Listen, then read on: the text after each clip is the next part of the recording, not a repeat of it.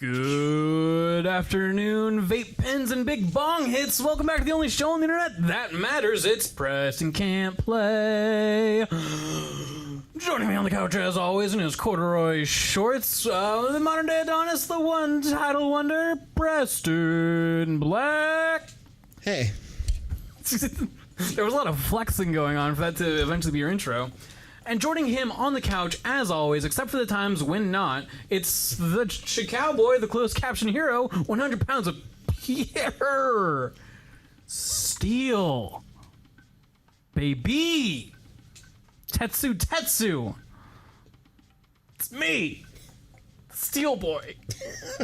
Taun Mitchell. Doing a lot of shouting in an apartment complex. It's fine, neighbors. We're fine. We're just playing video games. How do I get back to my time? The mountains. Through forest? No, the mountains. Right there. The mountains? Yeah. Right. Nope. Oh, I see. Yep, there it is. I see. I wasn't dunking on you. I really didn't know what the fuck was going on. What a horse shit scenario we've been duped into by the man. What the fuck? Challenge me when you're ready to duel a god. Ladies and gentlemen, boys and girls who just heard their neighbors scoot a chair, probably because they're upset with the amount of volume coming from whichever direction we are in relation to them. Who wants to kill a chicken? Prep, you want to kill a chicken? It's 8 o'clock. Why is Luca almost dead? Because she got fucked up in their boss fight, bro. As you followed your normal boss beating strategy of just letting Luca die. Letting someone die and then... Yeah. Oh, I guess it does often end up being Luca. Luca doesn't heal. You said that. You said it was Luca.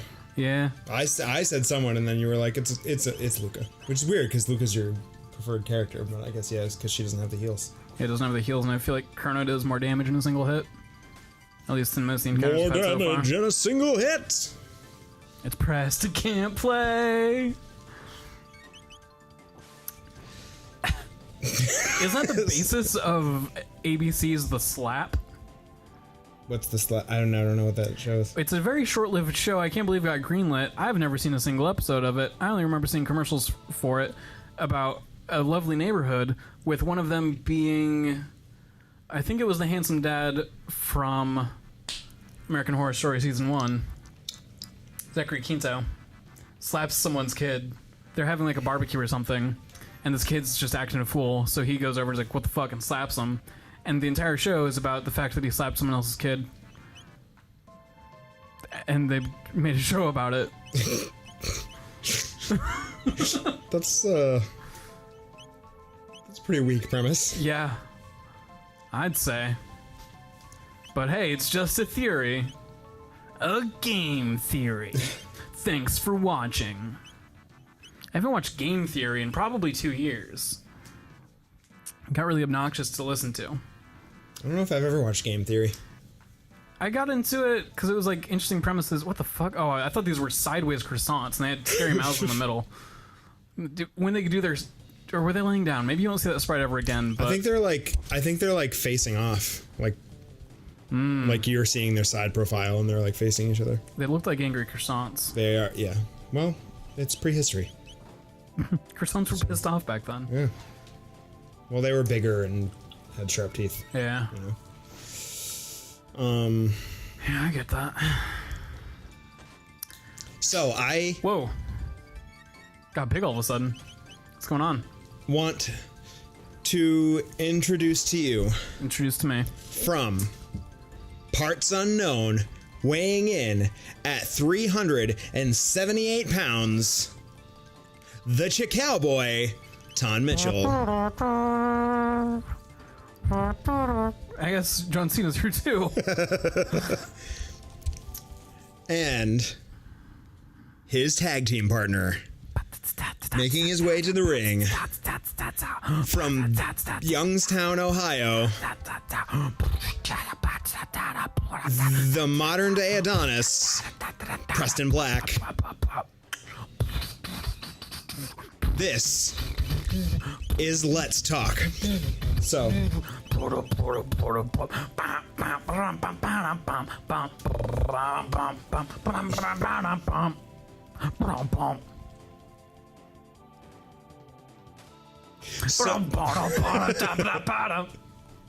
Okay, do your thing. All right, so I canceled my WWE Network subscription. WWE Network subscription, you are canceled. Period. It got to be too much. Yeah. What got? Don't. That's such a vague term. Tell me exactly their sins. All right. List them out, St. Peter. All right. That I might know them at the pearly gates. When you cancel your WWE subscription, it gives you the option that's the face they make. Sorry. To they look like a little they're chorus sucking line. each other off. Did you see that? Oh yeah, they're sucking their dongles. When you cancel your WWE subscription, it gives you the option to suck off your dongle. When you cancel your WWE subscription, it gives you the option to offer feedback. What's your reason? Oh. And they give you another in a text box. So what I wrote. And fuck yeah. And this is it goes direct to Vince McMahon's desk. Some little newsboy runs in. Running down the hall. You gotta read this. And this is Preston Black. Yeah. All right, bring it in. Oh shit. So what I wrote, and this is just a brief summary of that encapsulates how I was feeling. Mm-hmm. And we can go into more detail if you want. Yeah. Is the booking is terrible. Yes. I take issue with I can't remember if I wrote I take issue with the relationship with Saudi Arabia or the politics of the company. ¿Por qué no los dos? Well, it could have been one or the other. I can't remember. And I think I wrote something about how they you treat the workers are treated badly. Yeah, that's pretty much it. Yeah, I just got to a point. Look, the Saudi Arabia thing has been big for me. Mm-hmm. And I wanted to destroy my sweater. Oh. I wanted to be an optimist, and I wanted to take it at face value and trust that what they wanted was to be a part of this social change. Mm-hmm. And although I was skeptical, and the more I learned about the essentially this propaganda campaign that Mohammed bin Salman is doing, the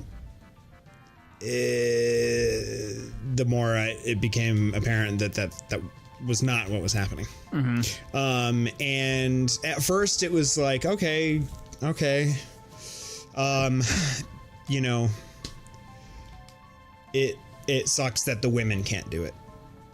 Oh, you know, wrestle in Saudi Arabia at all. Yeah, because of that's how it is. But alongside that, they did this feature, and I even watched independently of that. I was watching content that they had around the same time had granted women the right to drive their own cars. Beep beep, motherfucker! We're gonna run you down in the street for the first time. So, which seems like such a nothing entitlement, but like. Uh-huh. I mean, shit, when your government doesn't allow you to do that, and then they do, that's kind of a big deal for women's rights for them. Yeah. Right? You know, like that's movement. And so it was sort of pitched that they were going to work with them to sort of like bring more culture and you know, to the people. If you think it's cool letting women drive cars, you should see a woman flip a car. And that they were going to push for more social change like that. And that hasn't happened. And over time, and I just wanted to believe that was the case. And it might be true to an extent that they are pushing to that. As a matter of fact, it was told that online. Which time do I want to go to? 1000 Mystic Village. Nope. That they brought Alexa Bliss and Natalya, Medina Village, I'm sorry, to Saudi Arabia in hopes that they would be permitted to perform. Okay. And they were not. But that WWE were prepared for that and that they were encouraging it. But ultimately, it's not up to them. And I would hope that they would continue to push for that. But the nature of these events is that the Saudi government throws a bucket of money at WWE and they say, put on a show for us. Here's what we want. Dance. Right. So they look, Undertaker and Goldberg like almost killed each other. Who's Goldberg? From like WCW in the 90s. He's pretty much retired at this point, but he did a program with Brock Lesnar a couple years ago that was actually really good. And that's the first time he's wrestled in like 15 years or something. Okay. Goldberg, I haven't seen official word on this, but he at least knocked himself out, if not concussed himself. Wow. During the match. And he almost killed Undertaker. Like legit? Yeah. Trying to do his finisher while he was punch drunk. His finisher is the jackhammer, so he puts you in a vertical hold, straight up. He's holding you, and you're pointed straight up into the air, upside down. Okay. And then he like drops you and like quickly turns. And the idea is that like the momentum of his body turning with yours kind of like gives you a little bit of like oomph to like kind of land on your back, but it's meant to like be a driver down like on your head. But he botched it because he was fucking unconscious and it was 113 degrees. Jesus. And he dropped Taker directly on his head. Jesus. And, like 55-year-old man, right? Yeah. Jesus. He's mid-50s, right? I was just throwing a number out. No, he's up there. If not, no, I don't think he's in his 60s, but he's close. Okay. And then Taker tries to finish the match. They're like, we're done. Finish. Yeah. So Taker tries to give him a tombstone, a pile driver. Mm-hmm. He gets him into the position. I don't know the technical term for this position, but you know when they go for like a power bomb or is Frog in this time? No, he's in 680. 600, thank you. You know when the guy's bent over, you put his head in your legs, and then you grab him by the stomach and like lift him up, so that his legs end up on your shoulders. That bit. That's how he starts the. No, that's not right. He flips him upside down. I was thinking of something different. Anyway, so he goes to flip him around to get him into the pile driver position. But again, Goldberg is fucking unconscious, so he sandbags him, and Taker can't hold him because the guy is 6 foot something. Yeah. And weighs 1,000 pounds. He's huge. Wow. Even though he's older, he's giant. And so he goes to pick him up into this position, and then Taker falls and almost drops Goldberg on his head. Jesus. And then so Taker's get up, give him like a really lousy looking choke slam, and give him a pin. And he looked really pissed. Goldberg apologized later. It wasn't entirely Goldberg's fault. It was just a mistake. Mm-hmm. He hit his head. They did the bit where Goldberg went for a spear or like a dive into the corner. Where am I going right now? A shoulder. Up or down? Up. And Taker ducked out of the way, and he went through the turnbuckles. He hit his head on the ring post, and he was knocked out. And earlier or later last year when they did the last one, they had Undertaker, poor Undertaker, man, and Kane and Triple H and Shawn Michaels doing this bit. Mm-hmm. And it was the same thing, just a complete botch fest. Because these guys are like done. Yeah. Kane's a mayor. Like, he's not trying to wrestle right now. And what's mayor mean? He's a mayor. A literal mayor. A mayor, yeah. I thought it was like horse siring. No.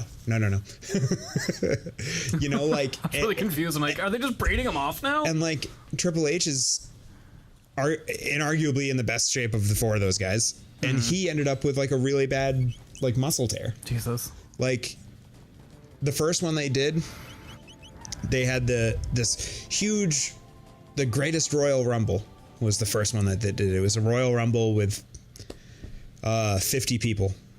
Damn.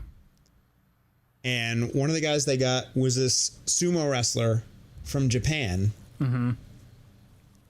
that no one knew who it was, and he was in and out of the match in like 10 seconds. Where do I find? Is he in the? Where the fuck is he? He's in the southern continent in the Cursed Woods. Sorry, it's been a minute. Yeah, it's been a fiat minute. And the reason that they booked this guy is because the Saudis wanted in here. Yeah. Okay.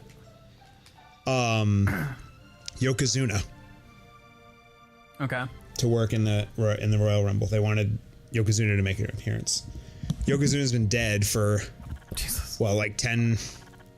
I don't know who it is. 10, 15 years. He's the like big.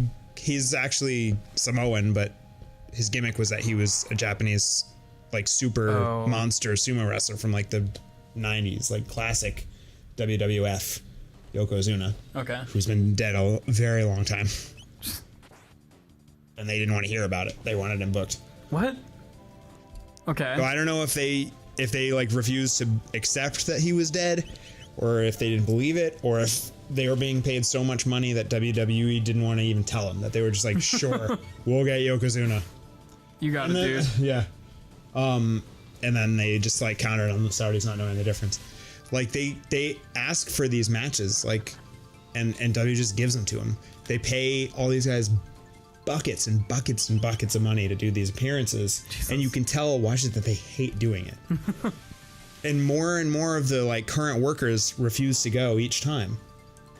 You know, like this year you had, purely for ideological reasons, Daniel Bryan wouldn't go. Okay. Kevin Owens wouldn't go. Okay. Of course, the women. We talked about Sami Zayn is not allowed to go because he's Syrian. Oh shit.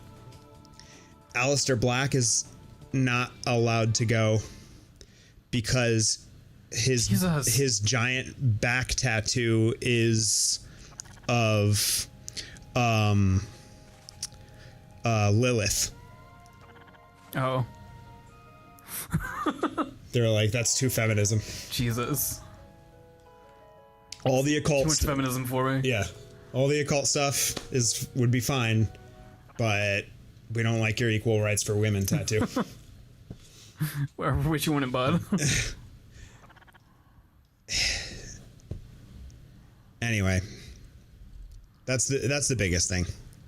But we're getting into some heavy plot here, so I'll refrain. We can talk about it later if you like. Should we get into this hot and heavy plot in the next thrilling installment of Press Gameplay?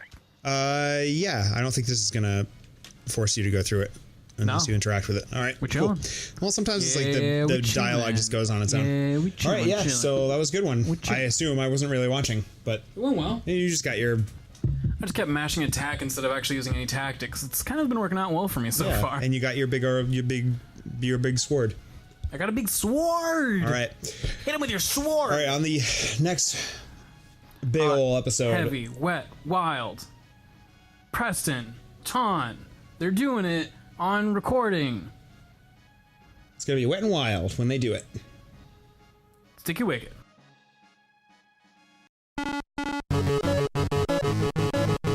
Pressing and play.